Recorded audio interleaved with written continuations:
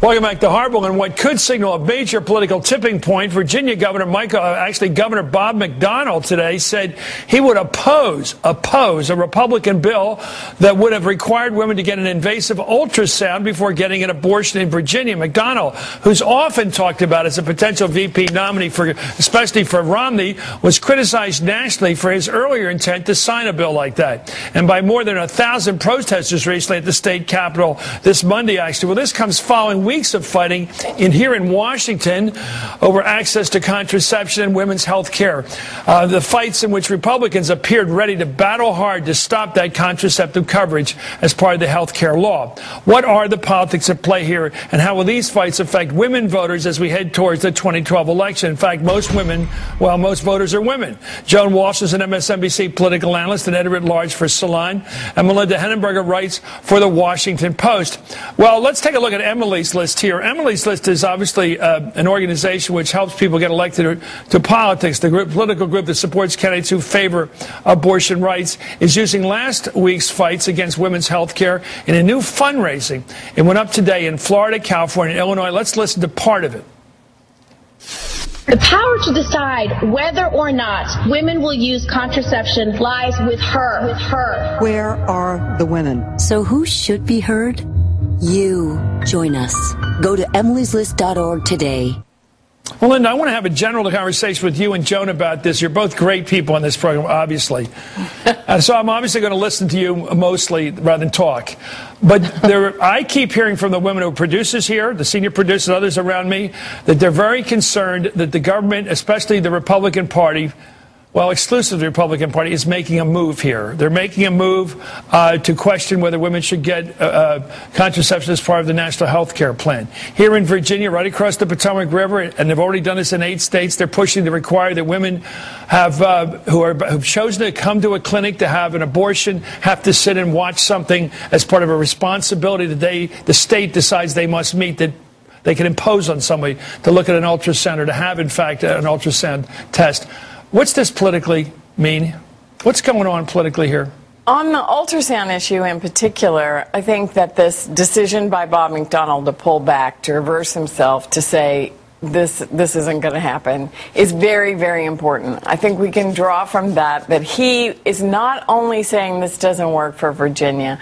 When you read his statement, he's saying that this is actually at odds with Republican rhetoric, that we as a party cannot say invasive government is anathema to us, but a transvaginal ultrasound is not invasive. I just think that the disconnect was too big, and they realized this pushback. I mean, they see the kind of money that women's groups are raising, that pro-choice women's groups are raising. So you see it as kind of real politics? Sure. It's pure politics. I think they see that it really does go too far. Joan, do you agree that this is basically a political decision by the Republican conservative governor of Virginia, that they've gone too far here, potentially? Oh, absolutely. I think that, he had signaled that he was going to sign it.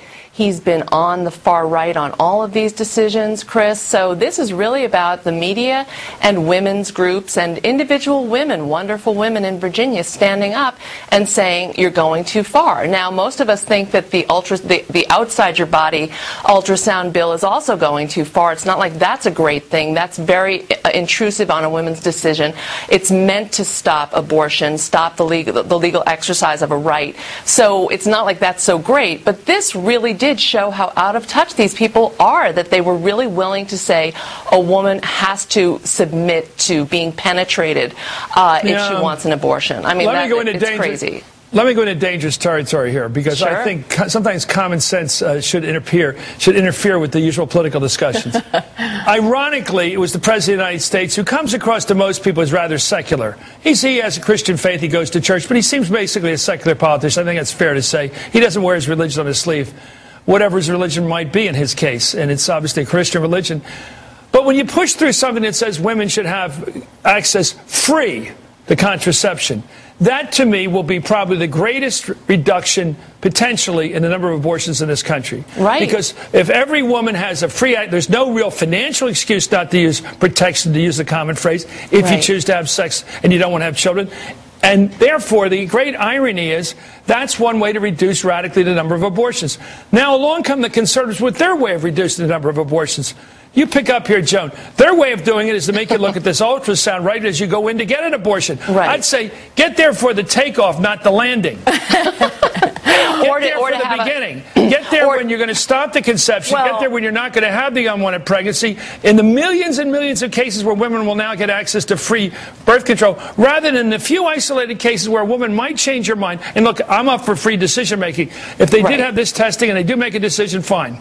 I just think that, you know, the Catholic Church has been working in this country for universal health care since 1919, and they should take the victory and go home. I mean, this is a very important, the larger Affordable Care Act is such an important step forward for what we've all been working for all this long. I hope the compromise holds. We'll see whether it does or not.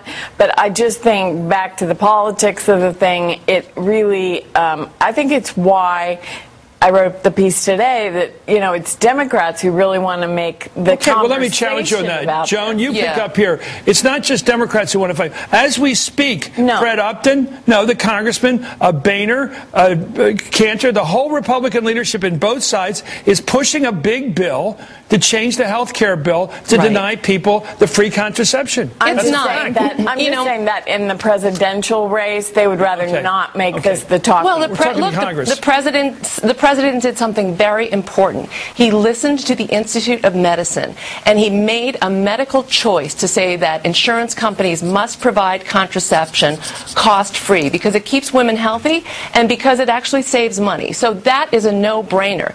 And the fact that these Republicans, from Rick Santorum and the entire field to John Boehner, think that they want to play politics with this and repeal that requirement when there are so many other requirements. Look, I know they want to repeal all of Obamacare, as they call it, but they're focusing on this because they do want to eliminate women's access to contraception. Pull back at some point. So, Melinda, I so disagree with you on the notion that Republicans are ginning this up.